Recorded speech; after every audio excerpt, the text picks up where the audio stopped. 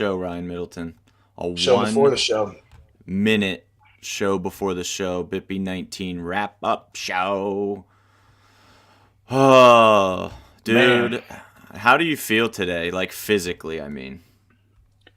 I mean, I feel fine. I don't think it's.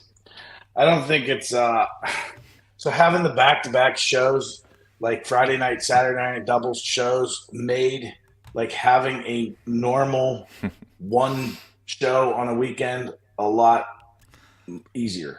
Absolutely. I couldn't agree more with that. I was thinking that throughout weigh-ins, like basically Friday more so than Saturday. I was like, wow, this is so much more calm than, Yes. than having MMA weigh-ins plus an actual sprawl event happening at the same time. That's madness. That Yeah. kind of Friday, it hits different, as the kids say. Dude, you love that. You love The that. kid, Dude, I'm just telling you what the kids say. so just so you all know what to expect, we're going to be kind of like some people might be joining in. We might have an appearance by the matchmaker Jim Mooney. We might have an appearance by the play-by-play man Ryan Kavanaugh, and we're going to spend about an hour just kind of dissecting last night and just getting, talking about all the things that happened and discussing some of the things that we talk about like on Sunday mornings behind the scenes, like you know we had a debate this morning, Hunter and I did, about whether to address like people that are upset about a decision, and that are blaming us and saying, and that's a discussion we have behind the scenes. It's like, one side is, I think we need to correct them and let people know that, you know we don't make those decisions and all that stuff for MMA. Like, we don't have anything to do with that. And the other is like, is it really worth it? They're just going to happen. This stuff just happens again and again, and so like that's the type of stuff that we go back and forth with, and just have to deal with. But ultimately, like, one of the things that we discussed is like, nobody likes to be attacked or feel attacked, and at the same time, like, it's gonna happen. Like, Yeah. people, when anytime, like, it's human nature. Anytime there's a close call, like, you feel like your side won, and that's like always the case. Like, always the case. You feel like you see through your goggles and you see your side edging that decision out, or even like your goggles might be so thick that you think they dominate. Um, but when you have those close things, it's hard for us to like get attacked for stuff like that, and yeah, it's just part of the game. Yeah. It truly, and I mean, you can extend that even to football. If there's a bang bang play, like a wide receiver cornerback situation, the corner gets called for pass interference, but like they're both kind of pushing around. Whatever team you're rooting for, of course, you feel like, oh, that's either a good penalty if it benefited you, or wow, that's a terrible penalty, and the other guy was the one interfering. If that's just the nature of sports, man. You're always gonna have some level of bias and homer glasses, but where that exact discussion is concerned, the main thing for me is like I don't mind that aspect of it. Of course, support your people and think they won, and that's fine. I don't mind that at all. It's whenever people think that we are the judges or something. Like, we have literally nothing to do with that. It's assigned by the state commission. They assign the judges. It's not like we're out here. It's whenever people are insinuating things that we're like rigging fights and decisions, and that's where I draw the line. And like, that's just blatant misinformation. It's not what's happening at all. Root for your people and complain about the decision. Totally fine with that, but don't act like we're out here, submitting the scorecards, because we're not. We have literally nothing to do with it. Jim Anyway, Mooney in thanks the for coming. hizzy. I'm here. What's up, Tim Tim ba- Bailey? Tim Bailey in the hizzy too. What's up, Tim? Why are we saying hizzy, by the way? Who said you said it? Did You I said say it it? first. Yeah. Oh, okay. Yeah. Well, hey, we got I a just little wanted to add one jizzy in the thing. hizzy. Oh no. I wanted to add one thing to what you guys were saying with the, like, when it goes to the judges. it's hard to argue against what you might hear, whether you're for or against their decision. Sitting next to Dylan Cole last night watching the fights, I think there was one fight where him and I agreed, and everything else we were split when it went to the judges. And yeah, I mean, and then the other thing, and they're sitting next to each other. The other thing is the three judges are intentionally on different sides. If you think you see the same fight from different sides of the cage, I'm sorry. If you're being completely objective and you sit in different spots, you're going to see things differently, especially in a close fight. Yep. Yeah. Yeah, that's just facts. I mean, yeah, there were a few decisions last night that, again, not going to really name names or anything, but I was texting Danny Palm and being like, I'm kind of surprised it went that way, or I'm surprised it went that way. And the really important thing in this conversation, I wouldn't hesitate to say that the decisions that you might have felt like, that's not saying that, like, from your perspective, that's how you saw the fight. So I don't have a problem with us acknowledging that we saw it differently. Like, that's normal.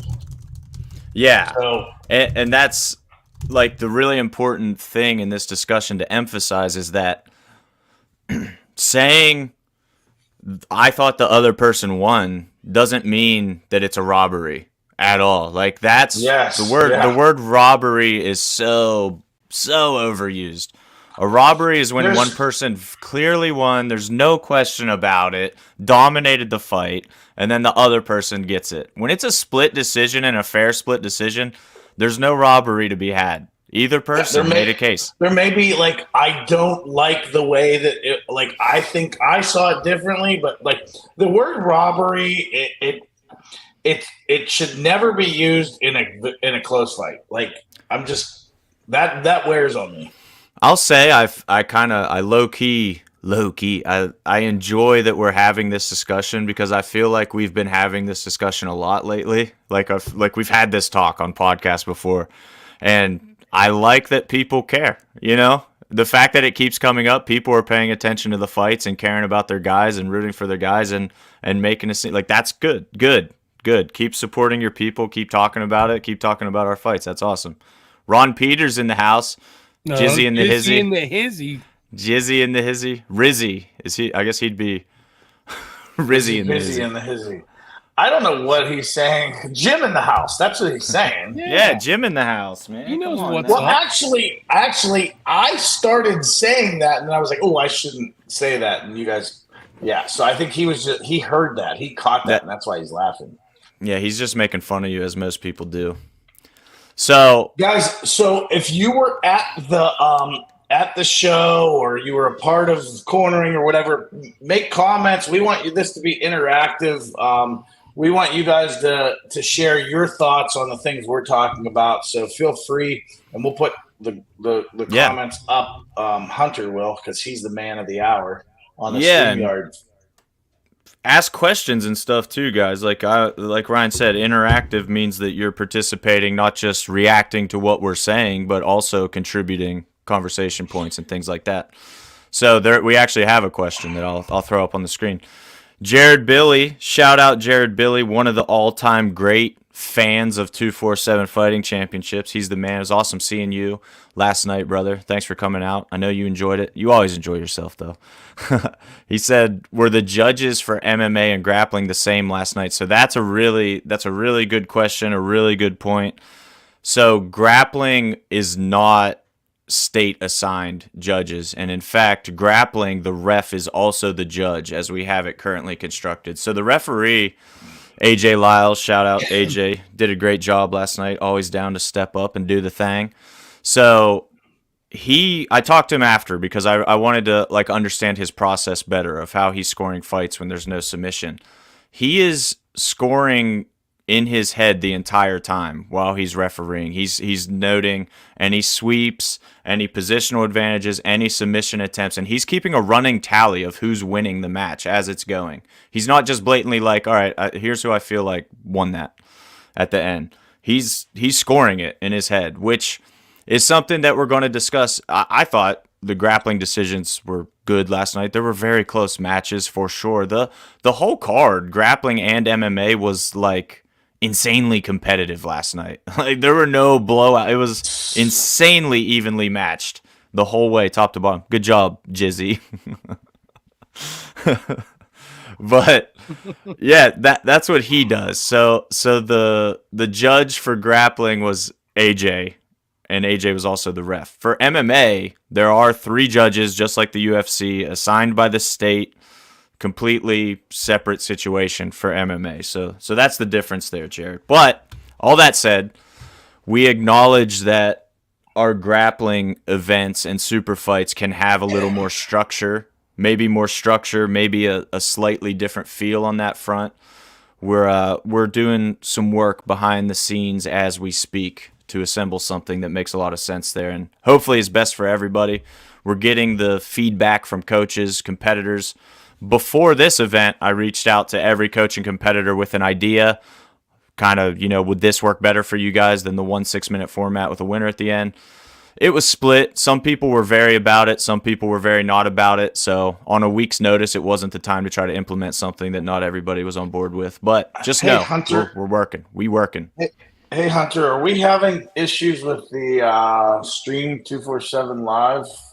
Because it's telling me it hasn't started yet. Well, that is because I didn't click start stream there. Okay, we're good. So if you were trying to watch it on 247 live, you should be able to now. Sorry. Wow, I am probably the worst human ever, honestly. No, there's no probably. There we go. Is it working now for you guys?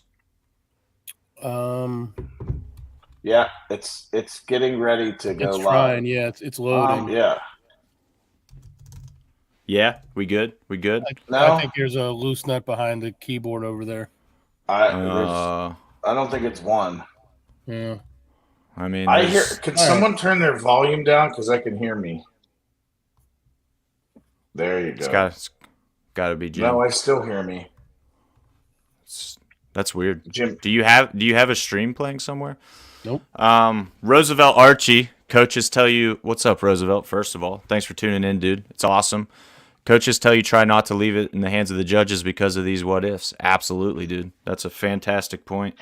Little known fact: Roosevelt was scheduled on a 247 card. He was to battle Justin Patton and didn't end up taking place, but that was going to be Justin Patton's pro debut against Roosevelt. So we would have loved to have that fight, Roosevelt. So yeah, appreciate you continuing to follow us. So I'm trying to figure out what's going on with 247 Live still. You guys keep talking. I'm going to work on this.